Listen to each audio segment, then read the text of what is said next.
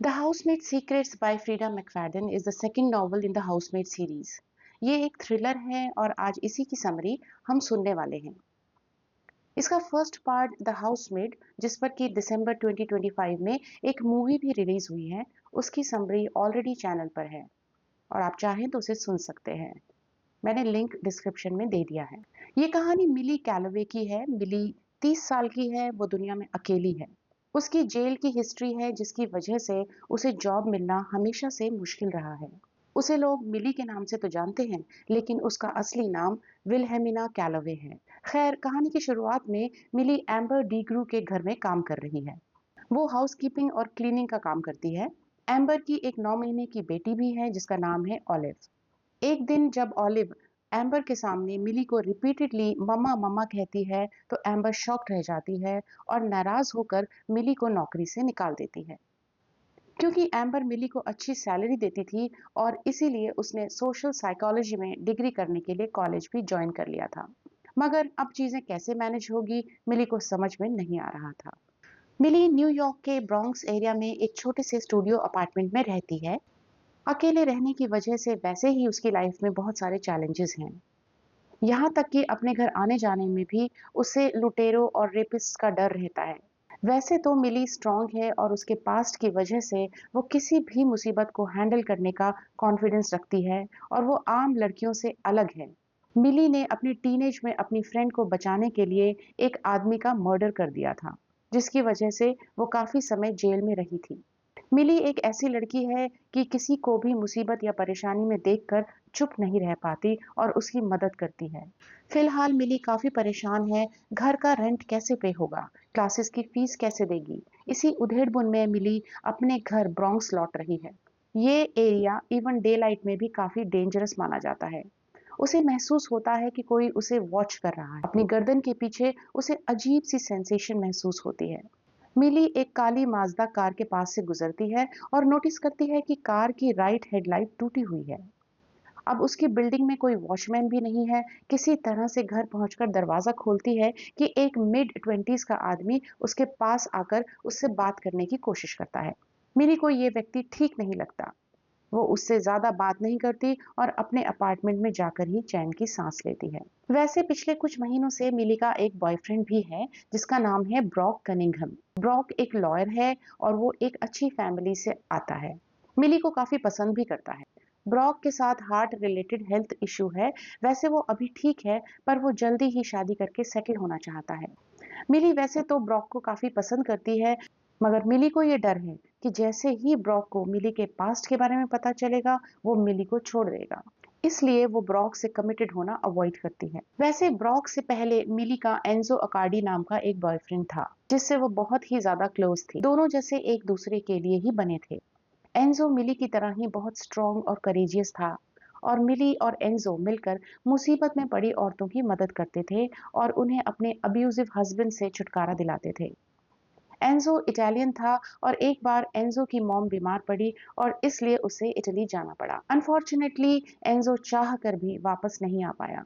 समय गुजरता गया और मिली ने मूव ऑन करने का फैसला लिया, लेकिन मिली ब्रॉक के साथ हाफ हार्टेडली ही इन्वॉल्व है। ब्रॉक चाहता है कि मिली उसके साथ उसके घर में मूव कर ले, लेकिन मिली मना कर देती है। जॉब के बिना मिली के 3 हफ्ते बीत चुके हैं। वो इंटरव्यूज देती जा रही है, मगर जॉब नहीं मिल रहा। आखिरकार डगलस गैरिक नाम के एक आदमी की तरफ से उसे इंटरव्यू का कॉल आता है और मिली उसके घर इंटरव्यू देने के लिए जाती है। ये एक बड़ी सी बिल्डिंग का पेंट हाउस है। इस दौरान मिली को एक बार फिर लगता है कि कोई उसका पीछा कर रहा है और सरप्राइजिंगली एक ब्लैक माजदा कार टूटी हुई हेडलाइट के साथ उसे फिर दिखाई देती है। मिली लिफ्ट से पेंट हाउस पर पहुंच जाती है। ओनर डगलस काफी हैंडसम है और 40s में है। डगलस बहुत ही अच्छी तरह से मिली से बात करता है और उसे बताता है कि उन्हें कुकिंग और क्लीनिंग के लिए हेल्प चाहिए, क्योंकि उसकी वाइफ वेंडी बीमार है और मिली को ये जॉब मिल जाती है। ब्रॉक बताता है कि मिली का नया बॉस डगलस गैरिक कॉइनस्टॉक नामक कंपनी का सीईओ है। आज ब्रॉक मिली को ये भी बताता है कि उसके माता पिता मिली से मिलना चाहते हैं। मिली थोड़ा हेजिटेट तो होती है, लेकिन सहमत हो जाती है। क्लास में मिली के प्रोफेसर एक ऐसे केस के बारे में बताते हैं जहां पर कि बलात्कार और छुरा घोंपने का मामला था और विक्टिम ने मदद के लिए बहुत गुहार की थी, लेकिन उसके पड़ोसियों ने उसकी आवाजें सुनने के बाद भी कोई मदद नहीं की।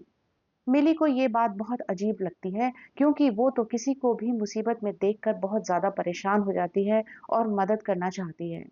और उसके इसी बिहेवियर की वजह से उसके पास्ट बॉयफ्रेंड एंजो ने उससे कहा था कि वो सोशल वर्क में अपना करियर बनाए। आज गैरेक्स हाउस में मिली का पहला दिन है और जब वो वहां पहुंचती है तो उसे घर में कोई नहीं दिखाई देता। जब वो कपड़े धोने के लिए जाती है तो गंदे कपड़े जो डगलस ने उसे पहले दिखाए थे, वे सभी साफ सुथरे ढंग से तह कर कर रखे हुए होते हैं। वो काफी सरप्राइज होती है, लेकिन फिर भी उन्हें धोने के लिए डाल देती है। घर का गेस्ट बेडरूम, जो कि डगलस की वाइफ वेंडी का बेडरूम है, मिली देखती है कि उस बेडरूम से कोई झांकने की कोशिश कर रहा है और उसे हरी आंखें दिखाई देती हैं। मिली को लगता है कि वो वेंडी है, तो वो खुद को इंट्रोड्यूस करने की कोशिश करती है, लेकिन उसी वक्त दरवाजा बंद हो जाता है। मिली रात का खाना बनाने के लिए जाती है। रात को डिनर के टाइम डगलस वापस आता है और मिली को कहता है कि वेंडी रात का खाना नहीं खाएगी, और इसके बाद मिली अपना काम खत्म करके अपने घर की तरफ निकल जाती है। अब मिली को गैरेक्स हाउस में काम करते हुए 1 महीना बीत चुका है, लेकिन डगलस की वाइफ वेंडी से वो आज तक नहीं मिली है। आज वो गेस्ट बेडरूम में रोने की आवाज सुनती है और वहां जाकर देखने की कोशिश करती है, लेकिन वेंडी उससे मिलना नहीं चाहती और वो खुद को अकेला छोड़ देने के लिए कहती है। शाम को एक बार फिर डगलस घर आता है और वेंडी के लिए फूल और एक डायमंड का ब्रेसलेट लाता है। मिली डगलस को रोने की आवाज के बारे में बताती है, तो डगलस मिली से पूछता है कि क्या मिली ने वेंडी से बात की है। यहाँ पर मिली झूठ बोलती है और कहती है नहीं। डगलस कहता है कि वेंडी को अकेला छोड़ देना ही बेहतर है, क्योंकि उसकी तबीयत बिल्कुल भी ठीक नहीं है। मिली को महसूस होता है कि कुछ तो गलत हो रहा है यहाँ। वो एंजो को याद करती है कि किस तरह उसने एंजो के साथ मिलकर लगभग 1 दर्जन महिलाओं को उनके खराब रिश्तों से बचाया था। कैसे एंजो उन औरतों के लिए नए पासपोर्ट और आईडी कार्ड्स बनवा देता था और इस तरह वो टॉक्सिक रिलेशनशिप से छूट जाती थी। घर वापस आकर मिली को एक बार फिर पड़ोसी जेवियर मैरिन मिलता है। ये वही व्यक्ति है जिसने एक बार मिली को रोककर उससे बात करने की कोशिश की थी। उसे अजीब लगता है कि जेवियर मैरिन नाम का ये आदमी उसके घर का नंबर भी जानता है। अगले दिन मिली गैरिक पेंट हाउस में प्रवेश करती है और उसे दबे हुए स्वर में चिल्लाने और ग्लास टूटने की आवाज आती है। डगलस उसे नोटिस करता है और उसे बाहर सामान लाने के लिए भेजना चाहता है। इसी वक्त वो नोटिस करती है कि डगलस की शर्ट फटी हुई है। इसके साथ ही डगलस उसे वेंडी के लिए पहले से खरीदी गई ड्रेस वापस करने के लिए भी बोलता है। जब मिली डगलस से इस ड्रेस का बिल मांगती है तो डगलस इस बात को अवॉइड करता है और कहता है कि बाद में दे देगा। मिली घर वापस आती है और एक बार फिर जेवियर मारिन उसे परेशान करता है। फिर से एक बार मिली को अपने साथ चलने के लिए कहता है, तो मिली उस पर पेपर स्प्रे डालती है और उसे धक्का देती है। जेवियर सीढ़ियों में गिर जाता है। मिली चेक करती है कि वो जीवित है या नहीं। जब वो देखती है कि वो ठीक ठाक है, सिर्फ घायल है, तो मिली 911 पर कॉल करके पुलिस को बुलाती है। पुलिस और एम्बुलेंस आ जाती है और बाद में ऑफिसर स्केवो आता है और मिली से पूछताछ करता है। वो बताता है कि जेवियर का कहना है कि मिली ने ही उस पर हमला किया था, यानी मिली की गई रिपोर्ट का कोई भी असर नहीं होता। बल्कि पुलिस ऑफिसर मिली से कहता है कि उसको अपने गुस्से पर कंट्रोल करना चाहिए। वैसे भी उसका वायलेंट बिहेवियर का इतिहास रहा है। इस बीच ब्रॉक वहां आता है और मिली उसे बताना चाहती है कि क्या हुआ, लेकिन इससे ब्रॉक को उसके जेल रिकॉर्ड के बारे में पता चल जाएगा। फाइनली आज वो ब्रॉक के साथ ही रहने का फैसला करती है। एक बार फिर मिली गैरिक्स के घर में कपड़े धो रही है और नोटिस करती है कि वेंडी के नाइट गाउन के कॉलर में खून का दाग है। और आज भी डगलस मिली के साथ काफी रूड बिहेव करता है। जल्दी ही उसके पास पुलिस ऑफिसर स्केवो का कॉल आता है और वो बताता है जेवियर ने डिसाइड किया है कि मिली के ऊपर कोई चार्जेस तो नहीं लगाएगा, लेकिन मिली को अपने टेम्पर को कंट्रोल में रखना चाहिए। मिली ने ब्रॉक को पहले बता दिया था कि वो ब्रॉक के साथ उसके अपार्टमेंट में मूव इन करने के लिए राजी है। ब्रॉक बेहद खुश होता है और मिली से अपने प्यार का इजहार करता है। बाद में सड़क पर जाते हुए मिली सरप्राइज होती है, क्योंकि उसे डगलस गैरिक जो है वो सड़क क्रॉस करता हुआ दिखाई देता है और डगलस के साथ एक ब्लॉन्ड वुमन भी है, और मिली जानती है कि ये वेंडी नहीं है। डगलस और वो औरत आपस में आर्ग्यूमेंट कर रहे हैं। मिली चुपचाप उन्हें फॉलो करती है। डगलस और वो औरत एक घर पर पहुंचते हैं और दोनों घर के अंदर चले जाते हैं। उसी घर के बाहर मिली नोटिस करती है कि वही सेम ब्लैक माजदा कार खड़ी है। उसे लगता है कि कहीं डगलस ही तो नहीं है जो उसे इतने टाइम से फॉलो कर रहा है, क्योंकि फिलहाल डगलस और वो कार दोनों ही यहाँ पर मौजूद हैं। अब मिली और ब्रॉक पैकिंग कर रहे हैं क्योंकि मिली को अब ब्रॉक के घर में मूव करना है। उसी वक्त पुलिस की कार वहां आती है और मिली नोटिस करती है कि जेवियर मारिन को अरेस्ट किया जा रहा है। वो जेवियर को कहते हुए सुनती है कि मेरे पास कोई ड्रग्स नहीं है। मिली को भी सरप्राइज होता है कि जेवियर के पास ड्रग्स होंगे। मिली डिसाइड करती है कि वो ब्रॉक के साथ मूव नहीं करेगी, क्योंकि कहीं ना कहीं जेवियर की वजह से ही वो अपना घर चेंज कर रही थी। ब्रॉक को ये बात बहुत बुरी लगती है, लेकिन किसी तरह वो इस बात को एक्सेप्ट कर लेता है। आज एक बार फिर मिली गैरिक्स हाउस में काम कर रही है। वो गेस्ट बाथरूम में जाती है तो वो नोटिस करती है कि सिंक पर एक खून से भरे हाथ का निशान है। इसके अलावा फर्श पर खून की बूंदों के निशान हैं और ये निशान गेस्ट बेडरूम की तरफ जा रहे हैं। अब ये देखकर मिली को बहुत अनईजी फील होता है। फिर भी वो वेंडी के बेडरूम का दरवाजा खटखटाती है। वेंडी कहती है कि वो बिल्कुल ठीक है और मिली वहां से चली जाए, लेकिन मिली फिर भी उस पर दबाव बनाती है कि वो दरवाजा खोले और फाइनली दरवाजा खुल जाता है। दरवाजा खुलते ही मिली के लिए एक शॉक इंतजार कर रहा है। वेंडी का चेहरा चोट के निशानों से भरा हुआ है। वेंडी थोड़ा हिचकिचाकर कहती है ये सब उसकी दवाइयों की वजह से है। वो कहती है कि वो ब्लड थिनर्स लेती है जिसकी वजह से ये दाग धब्बे बन जाते हैं। मिली वेंडी से कहती है कि उसे हॉस्पिटल जाने की जरूरत है, लेकिन वेंडी मिली को रोकती है और कहती है कि तुम इस सिचुएशन में इन्वॉल्व मत हो। वो कहती है मिली के लिए यही बेहतर है कि वो यहाँ से चली जाए। मिली ने कुछ महीने पहले जॉब के लिए किसी प्लेसमेंट सर्विस में ऐड दिया था।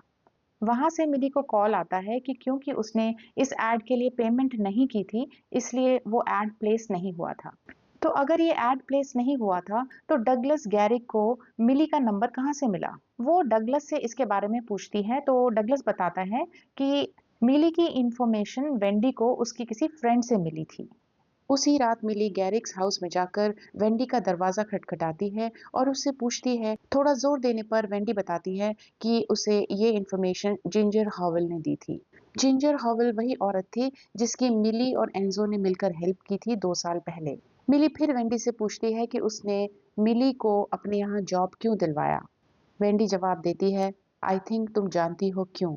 उसके बाद वेंडी अपनी लाइफ सिचुएशन के बारे में मिली को बताती है। वेंडी मिली को बताती है कि डगलस ने उसे धक्का दिया और उसकी कलाई की हड्डी टूट गई है और इसी वजह से डगलस ने एक हाउसकीपर रखने के लिए अलाउ किया है, वरना वो कभी भी किसी को भी इस घर में आने नहीं देता। वेंडी मिली को बताती है कि अगर वो यहाँ से भाग जाती है तो डगलस अपनी पावर और पैसे का यूज करके उसे वापस यहाँ ले आएगा। मिली डेफिनेटली वेंडी की हेल्प करना चाहती है। वेंडी कहती है कि उसने थोड़ा कैश संभाल कर रखा हुआ है। वेंडी डगलस का गिफ्ट किया हुआ एक्सपेंसिव डायमंड ब्रेसलेट मिली को देती है और कहती है कि उसे इस ज्वेलरी से नफरत है।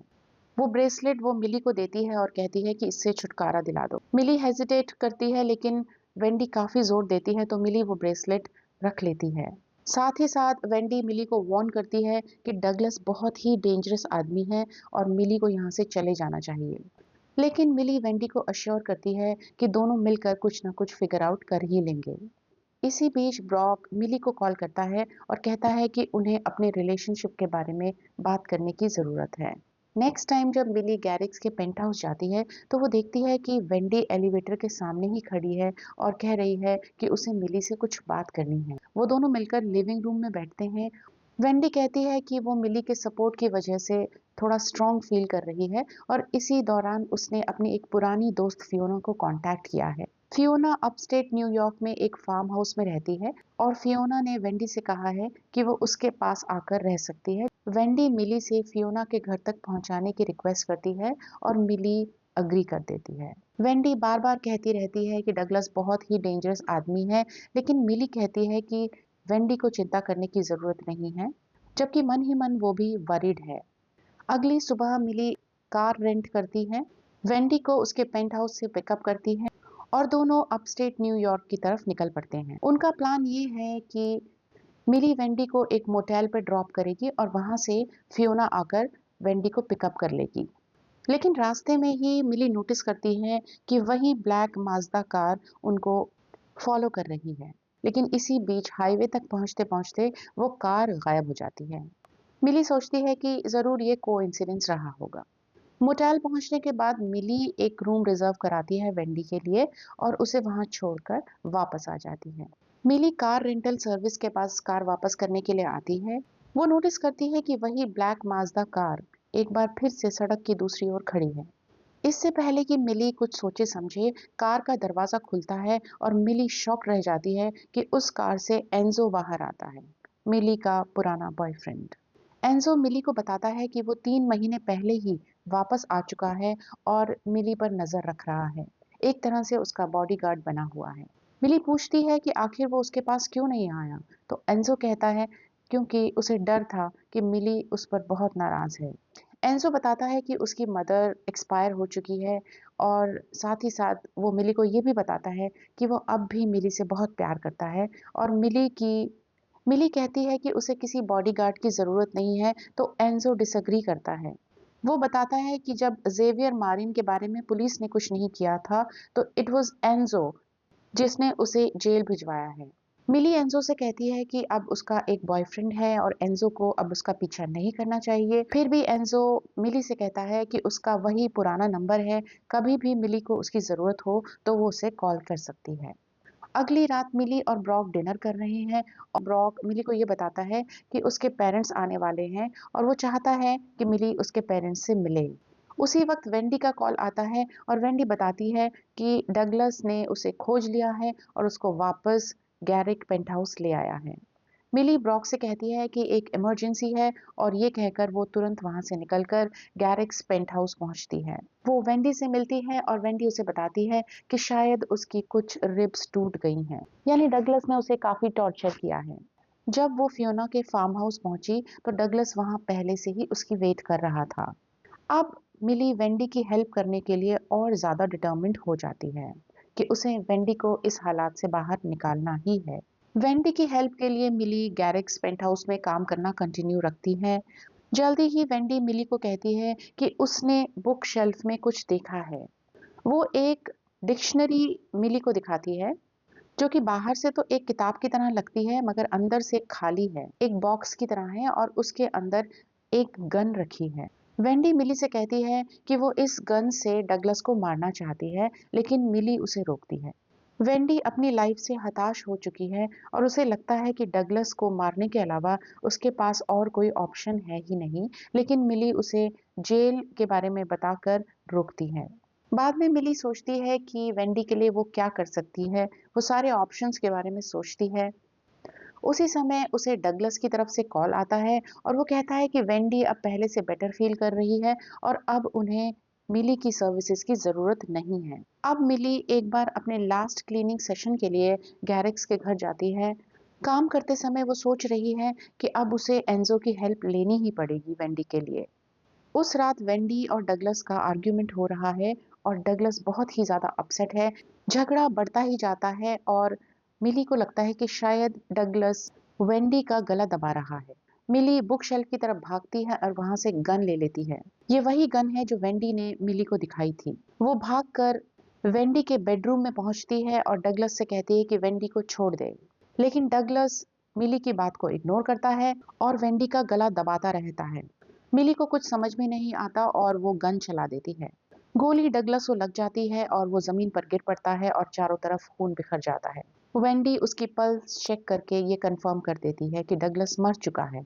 वो मिली को थैंक्स कहती है और उसे वहां से चले जाने के लिए कहती है, ये कहकर कि वो सब कुछ संभाल लेगी। वेंडी मिली से कहती है कि बैक एंट्रेंस में कोई कैमरास नहीं है, तो वो पिछले रास्ते से अपार्टमेंट से बाहर जा सकती है, किसी को पता नहीं चलेगा कि वो यहाँ थी।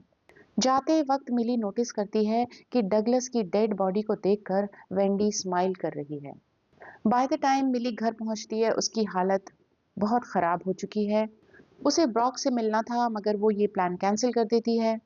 अगली सुबह मिली को न्यूयॉर्क पुलिस डिपार्टमेंट से कॉल आता है कि वो डगलस की डेथ के बारे में मिली से बात करना चाहते हैं। मिली ब्रॉक को फोन करती है क्योंकि कोई लॉयर उसके साथ होना जरूरी है।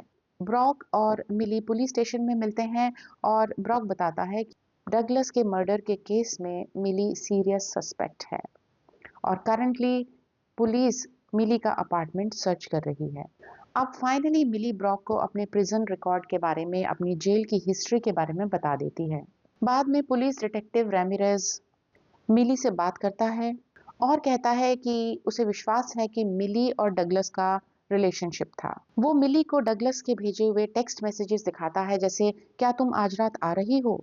वैसे डगलस ने मिली को काफी सारे टेक्स्ट भेजे थे, जैसे ग्रोसरीज के बारे में, लॉन्ड्री के बारे में। वो सभी टेक्स्ट उस फोन में नहीं होते हैं। अनफॉर्चुनेटली मिली के फोन में भी वो सभी टेक्स्ट मैसेजेस नहीं हैं क्योंकि वेंडी ने उन्हें डिलीट करवा दिया था, ताकि डगलस के मर्डर के बाद मिली और डगलस का कोई भी कनेक्शन एस्टैब्लिश ना हो। इसके अलावा डिटेक्टिव मिली को वो डायमंड ब्रेसलेट भी दिखाता है जो मिली के घर से मिला है। मिली कहती है कि ये ब्रेसलेट तो वेंडी ने उसे दिया था। डिटेक्टिव कहता है कि क्या 10 लाख रुपए का ब्रेसलेट वेंडी उसे दे सकती है। मिली शॉक रह जाती है क्योंकि उसे पता था कि एक्सपेंसिव है, लेकिन इतना एक्सपेंसिव उसने इमेजिन नहीं किया था। इसके अलावा मिली के अपार्टमेंट में एक $6000 की ड्रेस भी मिली है जो डगलस ने मिली को दी है। मिली कहती है कि ये ड्रेस तो डगलस ने उसे वापस करने के लिए दी थी, लेकिन उसने इसकी रिसीट उसे नहीं दी थी, जिसके कारण वो इसको वापस नहीं कर पाई। डिटेक्टिव मिली को ये भी बताता है कि उसने एक मोटेल बुक किया था। उसी मोटेल में डगलस भी था किसी बिजनेस मीटिंग के लिए, लेकिन ये होटल तो मिली ने वेंडी के लिए बुक किया था। फाइनली डिटेक्टिव बताता है कि डगलस उस रात मिली के साथ अपना अफेयर एंड करना चाहता था और इसलिए मिली ने उस पर गोली चला दी।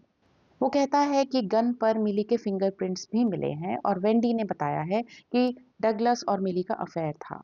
अब इस पॉइंट पर मिली अपनी स्टोरी बताती है। वो बताती है कि कैसे डगलस बहुत अब्यूजिव था और वो तो वेंडी की हेल्प करने की कोशिश कर रही थी, लेकिन उसकी कोई भी आर्ग्यूमेंट काम नहीं आती। इधर ब्रॉक भी मिली से बहुत ज्यादा अपसेट हो जाता है। मिली एक्सप्लेन नहीं कर पाती कि वो औरत जिसकी मिली हेल्प कर रही थी वही उसको मर्डर के चार्ज में फंसाने की कोशिश कर रही है। ऐसा क्यों हुआ। ब्रॉक मिली से ब्रेकअप कर लेता है और कहता है कि वो उसकी हेल्प नहीं कर सकता। फिलहाल मिली को अरेस्ट तो नहीं किया जाता, लेकिन उसे कहा जाता है कि वो टाउन छोड़कर नहीं जा सकती। मिली जब घर पहुंचती है तो उसकी लैंडलेडी भी उसे 1 हफ्ते का नोटिस देकर घर खाली करने के लिए कह देती है। मिली वेंडी को कॉल करती है, लेकिन वो फोन नहीं उठाती। मिली बहुत परेशान होती है और उसी परेशानी में वो टीवी ऑन करती है। टीवी पर वेंडी का इंटरव्यू चल रहा है। उसके चेहरे पर कोई भी चोट का निशान या दाग धब्बे नहीं है। वेंडी अपने हस्बैंड डगलस गैरिक के बारे में बता रही है कि how wonderful he was as a husband, और उसी वक्त टीवी पर डगलस गैरिक की फोटो दिखाई जाती है, जिसे देखकर मिली शॉक रह जाती है। इस आदमी को तो मिली ने अपनी लाइफ में कभी देखा भी नहीं है। ये आदमी डगलस गैरिक कैसे हो सकता है। मिली सोचती है कि फिर वो आदमी कौन था जिसे उसने कल रात शूट किया था और जो इतने दिनों से उसे डगलस गैरिक बनकर मिल रहा था। और अब यहाँ से कहानी वेंडी के पर्सपेक्टिव पर शिफ्ट हो जाती है। वेंडी अपनी लाइफ के बारे में बात करती है। वेंडी सोच रही है कि डगलस में भी फिजिकली अब्यूजिव हस्बैंड नहीं था, लेकिन वो एक ऐसा आदमी था जिसने वेंडी की लाइफ को मिजरेबल बनाया था और बार बार उसे ह्यूमिलेट किया था। अब वेंडी डगलस के साथ अपने रिलेशनशिप के बारे में बात करती है। लगभग 4 साल पहले वेंडी डगलस गैरिक से एक आर्ट गैलरी में मिली थी। वेंडी का सोल पर्पस था डगलस गैरिक को सिड्यूस करना, क्योंकि डगलस एक बहुत अमीर आदमी था। वो नोटिस करती है कि डगलस बिल्कुल सीधा साधा सिंपल आदमी है और वो बिल्कुल भी स्टाइलिश भी नहीं है, और वेंडी को महसूस होता है कि इसे फंसाना तो बहुत ही ज्यादा इजी है। इस घटना के 1 साल बाद वेंडी और डगलस अब एंगेज्ड हैं और वो डगलस से शादी करने का प्लान बना रही है। लेकिन साथ ही साथ वेंडी देखती है कि डगलस बहुत ज्यादा इरिटेटिंग है। हर चीज के बारे में डगलस काफी लापरवाह है। ना वो एक्सरसाइज करता है, ना ही फिटनेस से उसे कुछ लेना देना है। वो हर जगह लेट पहुंचता है। वेंडी के साथ उसकी एनर्जी बिल्कुल भी मैच नहीं करती। अब डगलस का एक फ्रेंड है जो कि लॉयर भी है, जो बेंडिक। वो रेकमेंड करता है कि शादी से पहले ये दोनों प्री नप्शियल एग्रीमेंट बनाएं। डगलस वैसे तो प्रीनप बनाने में इंटरेस्ट नहीं लेता है, लेकिन जब उसका फ्रेंड बार बार इंसिस्ट करता है तो फाइनली वो साइन कर देता है। अब वेंडी को ये बात तो बिल्कुल पसंद नहीं आती है। लेकिन फाइनली उसे एग्रीमेंट साइन करना पड़ता है। वैसे ये एग्रीमेंट इतना बुरा भी नहीं है, क्योंकि इसके अकॉर्डिंग अगर तलाक होता है तो वेंडी को $10 मिलियन मिलेंगे। अब वेंडी और डगलस की शादी हो चुकी है और वो एक पेंट हाउस अपार्टमेंट परचेज करते हैं। इसके अलावा भी उनका एक 5 बेडरूम हाउस है जो कि लॉन्ग आइलैंड में है। लेकिन वेंडी सिटी में रहना चाहती है। डगलस अब बच्चे चाहता है और अपने बच्चों के साथ एक खुशहाल जिंदगी जीना चाहता है। लेकिन वेंडी का बच्चों में कोई इंटरेस्ट नहीं है। एक दिन वेंडी की फ्रेंड एम्बर उसे एक उनकी दूसरी फ्रेंड जिंजर हॉवेल के बारे में बताती है, जिसका रिसेंटली डिवोर्स हुआ है। वो बताती है कि कैसे मिली नाम की एक लड़की ने जिंजर को उसके अब्यूजिव रिलेशनशिप से बाहर निकालने में मदद की है। वो बताती है कि वैसे तो मिली एक क्लीनिंग का काम करती है, लेकिन वो इस तरह के केसेस में औरतों की हेल्प भी करती है। वेंडी और डगलस की मैरिज को 1 साल हो चुका है, लेकिन समय बीतने के साथ साथ वेंडी की डगलस के लिए रिस्पेक्ट खत्म होती जा रही है। वो इस सिचुएशन से टैकल करने के लिए शॉपिंग करती रहती है। इसी बीच डगलस की रिसेप्शनिस्ट मैरी बेथ वेंडी को अपने हस्बैंड का फर्नीचर स्टोर रेकमेंड करती है। वेंडी वहां जाती है और मैरी बेथ के हस्बैंड रसल सिमंड से मिलती है। वेंडी नोटिस करती है कि रसल की हाइट एंड फिजिक काफी हद तक डगलस जैसी ही है, लेकिन वो डगलस से बहुत ज्यादा फिट और एनर्जेटिक है और यंगर दिखाई देता है। वेंडी सोचती है कि वो भी चाहती थी कि डगलस भी ऐसा ही दिखाई दे। वो डगलस को ऐसा ही देखना चाहती थी, लेकिन डगलस ने कभी भी वेंडी की बात नहीं मानी। अब 6 महीने और बीत चुके हैं और पिछले 6 महीनों में वेंडी और रसल का रिलेशनशिप हो गया है। वो रसल से उसके फर्नीचर स्टोर पर मिलती है और उसे लगता है कि उसे रसल से प्यार हो गया है। वेंडी को लगता है कि वो डगलस से तलाक ले लेगी and she will have $10 million और वो अपनी एक अच्छी सी जिंदगी जी पाएगी। एक रात वो रसल के साथ डिनर डेट पर थी और वो देखती है कि उसके सारे क्रेडिट कार्ड्स कैंसिल हो गए हैं। वो डगलस को फोन करती है, लेकिन डगलस फोन नहीं उठाता। बाद में वो डगलस से मिलती है और उसको कन्फ्रंट करती है। डगलस कहता है कि उसे वेंडी के रसल के साथ अफेयर के बारे में सब मालूम है, लेकिन फिर भी डगलस कहता है कि उन्हें कपल थेरेपी में जाना चाहिए, क्योंकि उसे अभी भी लगता है कि सब कुछ ठीक किया जा सकता है। वो अभी भी चाहता है कि वेंडी उसके बच्चों की माँ बने। वेंडी कहती है कि वो बच्चों के बारे में तो सोचती भी नहीं है और वो डगलस से कहती है कि उसे डिवोर्स चाहिए। डगलस कहता है कि उनके प्रीनप एग्रीमेंट में ये बात मेंशन की गई थी कि अगर वो चीट करती है तो उसे कुछ भी नहीं मिलेगा। डगलस अब एडमिट करता है कि प्रीनप का आइडिया उसका खुद का था और उसने जानबूझकर जो के थ्रू इस बात को कहलवाया था। वो कहता है कि उसने वेंडी की चीटिंग का एविडेंस ऑलरेडी कलेक्ट कर लिया है। वेंडी कहती है कि इस केस में वो अब डिवोर्स के लिए अग्री नहीं करेगी, तो डगलस कहता है कि कोई फायदा नहीं है, उसने वेंडी के सारे क्रेडिट कार्ड्स बंद करवा दिए हैं और अब हर चीज डगलस के ही नाम है। साथ ही साथ वो वेंडी को कहता है कि अब वो उसके पेंट हाउस में कुछ ही महीनों के लिए रह सकती है, क्योंकि उसके बाद पेंट हाउस को मार्केट में सेल के लिए लगा देगा। इस पॉइंट पर वेंडी सोचती है कि अगर वो डगलस को डिवोर्स देती है तो उसको कुछ नहीं मिलेगा, लेकिन अगर डगलस मर जाता है तो उसे सब कुछ मिल जाएगा। रसल वेंडी को सजेस्ट करता है कि वो डगलस को डिवोर्स दे दे और वो दोनों साथ रहेंगे। उसे इस बात से फर्क नहीं पड़ता कि उनके पास मिलियंस नहीं होंगे, लेकिन वेंडी जानती है कि रसल की इनकम से उनका गुजारा नहीं हो पाएगा।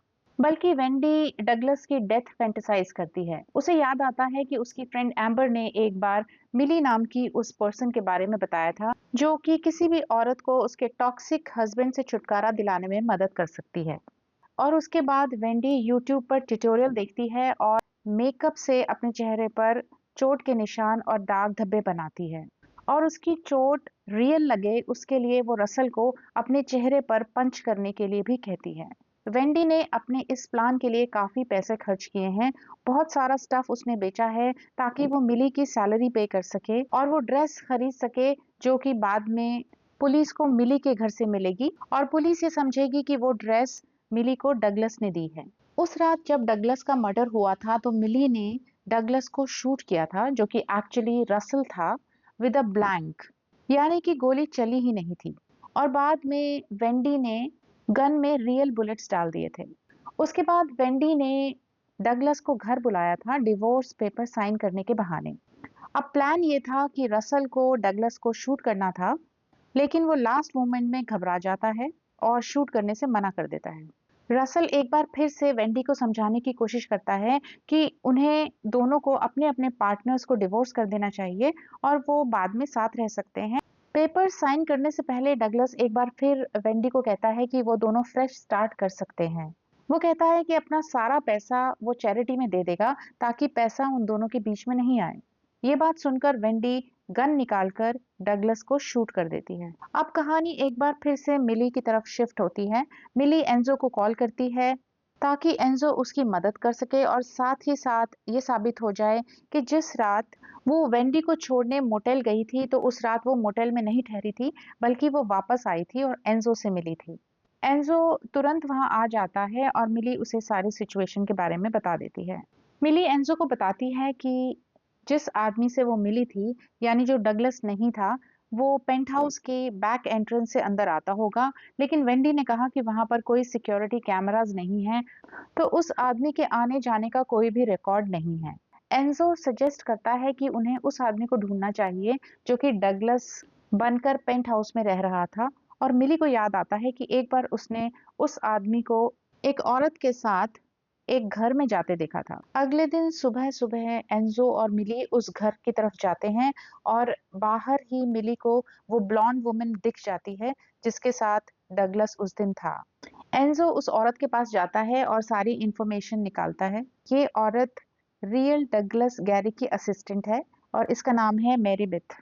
और जो आदमी डगलस बनकर पेंट हाउस में रह रहा था, वो मेरीबेथ का हस्बैंड है जिसका नाम है रसल सिमंड्स। मिली और एंजो गूगल सर्च करते हैं और उन्हें रसल सिमंड्स की फोटोग्राफ मिल जाती है और मिली उसे पहचान लेती है। एंजो कहता है कि रसल तो जिंदा है। एंजो अपने कॉन्टैक्ट्स के थ्रू पता करवाता है कि इस घर के अलावा रसल का एक सेकंड रेजिडेंस भी है जो कि एक लेक साइड केबिन है। अब मिली लेक साइड केबिन में जाना चाहती है क्योंकि उसे शक है कि रसल शायद वहीं ठहरा हुआ है, लेकिन एंजो उसे वहां जाने के लिए मना करता है। उधर उसी केबिन में वेंडी और रसल मिली की अपकमिंग अरेस्ट को सेलिब्रेट कर रहे हैं और वेंडी नोटिस करती है कि रसल कुछ टेंस है। इसके बाद वेंडी किचन की तरफ जाती है तो वो नोटिस करती है कि विंडो खुली हुई है।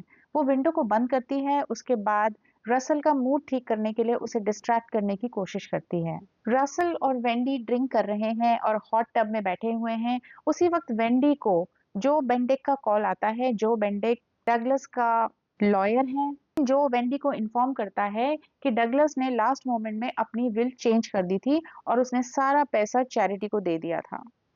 वो वेंडी से कहता है कि अब उसे वो पेंट हाउस भी खाली करना पड़ेगा क्योंकि जल्दी ही उसे बेच दिया जाएगा। इसके बाद वेंडी को न्यूयॉर्क पुलिस डिपार्टमेंट का कॉल आता है और वो बताते हैं कि वो लोग मिली को अरेस्ट करने के लिए गए थे लेकिन शी वॉज नॉट देयर। और डिटेक्टिव रेमिराज वेंडी को ये भी बताते हैं कि डगलस ने एक extra security camera penthouse की बैक एंट्रेंस में पिछले साल लगा दिया था, जिसके बारे में वेंडी को पता नहीं था। वो कहता है कि उन्होंने टेप्स रिव्यू किए हैं और ऐसा लगता है कि वेंडी का हस्बैंड डगलस तो पिछले कई महीनों से पेंट हाउस आया ही नहीं था। वैसे भी उस रात जिस रात डगलस का मर्डर हुआ था, मिली डगलस के आने से पहले ही पेंट हाउस से जा चुकी थी। उसके बाद डिटेक्टिव रेमिरेज वेंडी से कहता है कि एक पुलिस कार वेंडी को लेने के लिए आ रही है ताकि वो ये सारे इश्यूज को क्लियर कर सके। पुलिस से बात करने के बाद वेंडी रसल को आवाज देती है। जब वो उसे देखने जाती है तो देखती है कि उसका गला कटा हुआ है। वेंडी कंफर्म करती है कि रसल मर चुका है और वेंडी को लगता है कि ये मिली का ही काम हो सकता है, इसीलिए वो मिली को आवाज देती है। घर में अंधेरा है और वेंडी रसल के खून पर फिसल जाती है और जमीन पर गिर जाती है। तभी उसे पैरों के चलने की आवाजें आती हैं। वो मिली की परछाई देखती है और देखती है कि उसने हाथ में एक चाकू पकड़ रखा है। वेंडी मिली से माफी मांगती है, उसे पैसे ऑफर करती है क्योंकि वो नहीं चाहती कि उसका भी रसल की तरह अंत हो। थोड़ी देर बाद वेंडी रियलाइज करती है कि शी इज रॉन्ग। ये मिली नहीं है बल्कि मैरीबेथ है। मैरीबेथ यानी रसल सिमंड्स की वाइफ। मैरीबेथ वेंडी पर बहुत नाराज होती है और उस पर इल्जाम लगाती है कि कैसे उसने उसकी 20 साल की मैरिड लाइफ को बर्बाद कर दिया। इसके बाद मैरीबेथ वेंडी से पूछती है कि क्या उसने डगलस को मारा है, तो वेंडी अपना क्राइम एडमिट कर लेती है। मैरीबेथ ने हाथ में अभी भी चाकू पकड़ा हुआ है और वो वेंडी से कहती है कि उसे एक कन्फेशन लिखना पड़ेगा। वेंडी थोड़ा रिलेक्टेंट होकर कन्फेशन लिखती है। मैरीबेथ वेंडी से लिखवाती है कि वेंडी ने जो भी कुछ किया उसके बाद अब वो जीना नहीं चाहती, रसल और खुद को खत्म कर रही है। वेंडी जो भी मेरीबेथ कहती है उसे लिखती जाती है, सोचती है कि मेरीबेथ बाद में काम डाउन हो जाएगी। इसके बाद मेरीबेथ वेंडी को बताती है कि उसने वेंडी की वाइन में एक हार्ट मेडिसिन का ओवरडोज मिक्स कर दिया है और वो वाइन वेंडी ने ऑलरेडी पी ली है और अब वेंडी को खुद को मेंटली प्रिपेयर करना चाहिए एक स्लो और पेनफुल डेथ के लिए। यानी रसल और वेंडी दोनों की डेथ हो जाती है। उधर मिली पूरी रात एंजो की कार में सोकर बिताती है और जब वो सुबह उठती है, मिली देखती है कि उसके फोन पर न्यूयॉर्क पुलिस डिपार्टमेंट के बहुत सारे मिस कॉल्स थे और साथ ही साथ एंजो का कॉल भी था। एंजो मिली को बताता है कि वेंडी मर चुकी है and she killed herself. Police Millie को रिसेंट डेवलपमेंट्स के बारे में बताती है जो कि उन्हें सिक्योरिटी कैमरा के थ्रू मिले थे। मिली रिलीव्ड फील करती है लेकिन साथ ही साथ वेंडी को याद करके उसे बहुत बुरा लगता है क्योंकि वेंडी की वजह से ही मिली को अब किसी रियल विक्टिम पर विश्वास करने में भी परेशानी होगी। इधर पुलिस डिटेक्टिव बेनिटो रॉड्रिग्स मिली को बताते हैं कि उन्होंने मिली के काम के बारे में पता किया है and she has a very good reputation. Domestic violence के जो विक्टिम्स हैं उनके लिए मिली ने बहुत अच्छा काम किया है। वो मिली के काम की तारीफ करते हैं और कहते हैं कि फ्यूचर में अगर मिली को किसी तरह की मदद की जरूरत है तो वो उन्हें कांटेक्ट कर सकती है। अब 3 महीने बीत चुके हैं, मिली और एंजो साथ रह रहे हैं और मिली ने अपनी लैंडलेडी मिसेस रैंडल को भी चार्म कर लिया है, उन्हें भी मना लिया है और अब मिली अपने उसी स्टूडियो अपार्टमेंट में रह रही है। ऐसे में एक दिन ब्रॉक मिली से मिलने आता है। मिली ब्रॉक को उसके सामान से भरा हुआ एक बॉक्स देती है। जाने से पहले ब्रॉक मिली से पूछता है कि उसकी एक मेडिसिन की बोतल थी, डिगॉक्सिन मेडिसिन की बोतल, क्या वो मिली के पास है? तो मिली मना कर देती है। मिली याद करती है कि कैसे पुलिस ने ये मान लिया था कि जिस मेडिसिन को वेंडी ने यूज किया था वो डगलस की थी। बल्कि उस रात जब वेंडी केबिन में रसल के साथ थी, मिली रसल की वाइफ मेरीबेथ से मिलने के लिए गई थी। मिली ने ब्रॉक की डिगॉक्सिन की बोतल मेरीबेथ को दी थी और मेरीबेथ को रसल की एक बहुत बड़ी इंश्योरेंस पॉलिसी के बारे में पता था और उसने डिसाइड किया था कि वो वेंडी से मिलने केबिन में जाएगी। मिली सोचती है कि वेंडी के लिए कितना सिंपल था कि वो अपने हस्बैंड डगलस को उसी की मेडिकेशन का ओवरडोज देती और पुलिस सोचती कि ये डेथ बाय एक्सीडेंट हुई है। लेकिन वेंडी ने हमेशा गलत डिसीजन लिए और साथ ही साथ मिली को भी अंडर एस्टिमेट किया। और इसी के साथ the Housemaid Secret by Freida McFadden किताब की कहानी खत्म होती है।